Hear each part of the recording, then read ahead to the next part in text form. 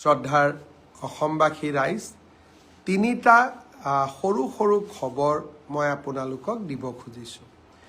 বহু দিনৰ পৰা পুলিচ কনিষ্টবল নিযুক্তিৰ সময়ত মোৰ যুৱ বন্ধুসকলে মোক ৰিকুৱেষ্ট কৰিছিল যে পুলিচৰ ৰিক্ৰুটমেণ্টৰ ঊৰ্ধ্বতম বয়স হয় 18ৰ পৰা নিম্নতম 18, ঊৰ্ধ্বতম 25 বছৰ।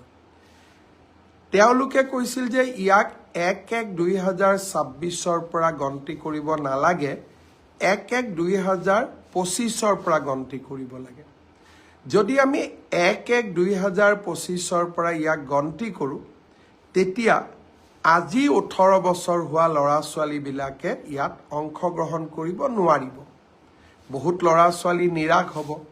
কিন্তু 1-1-2025ত বয়সৰ সীমা নধৰা কাৰণে যিসকলে 25 বছৰ অতিক্ৰম কৰি 26 বছৰত ভৰি দিব, তেওঁলোকো ডিপ্ৰাইভ হ'ব। তেওঁলোকে মোক দুখেৰে জনাইছে। সেয়েহে আজি অসম চৰকাৰে সিদ্ধান্ত গ্ৰহণ কৰিছে যে পুলিচৰ ৰিক্ৰুটমেণ্টৰ বয়স আমি 25 বছৰৰ পৰিৱৰ্তে 26 বছৰ কৰিম। অৰ্থাৎ এতিয়া নিম্নতম বয়স 18 বছৰ হ'ব, ঊৰ্ধ্বতম বয়স 26 বছৰ হ'ব। ইয়াৰ ফলত 1-1-2025 যোনে মোক বিচাৰিছিলে তেওঁলোকেও আবেদন কৰিব পাৰিব, আৰু 1-1-2026 হোৱা সকলেও আবেদন কৰিব পাৰিব। সহজ ভাষাত পুলিচত এপ্লাই কৰিবৰ কাৰণে হায়েষ্ট লিমিট, এজৰ ঊৰ্ধ্বতম সীমা আমি 25ৰ পৰা 26 বছৰলৈকে বঢ়াই দিছোঁ।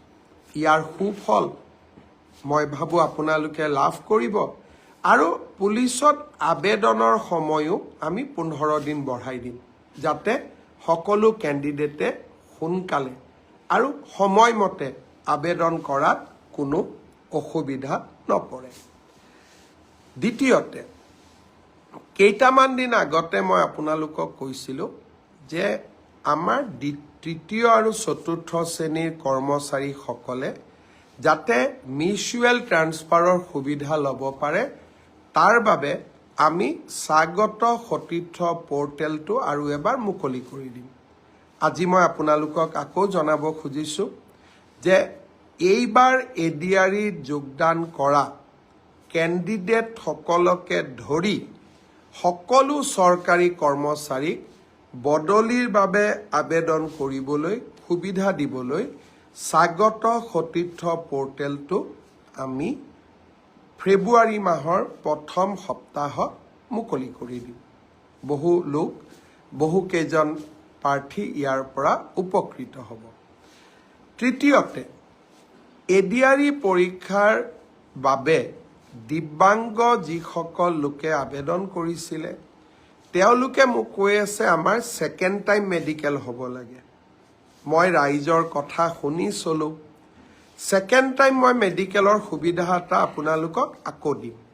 কিন্তু যদি আপোনালোক দিব্যাংগ নহয়, দিব্যাংগৰ কোটাত কিন্তু আমি আপোনালোকক চাকৰি কৰাৰ সুবিধা নিদিওঁ। সেইটো ক্ষেত্ৰত মোক হেঁচা নিদিব।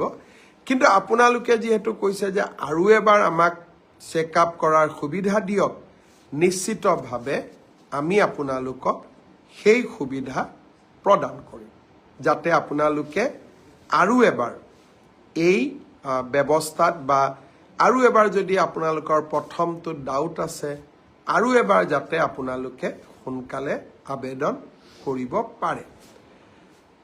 ভেঞ্চাৰ স্কুলৰ শিক্ষকৰ পৰ্টেলটো মই খুব সোনকালে মুকলি কৰি দিবলৈ শিক্ষা বিভাগক মই জনাইছোঁ।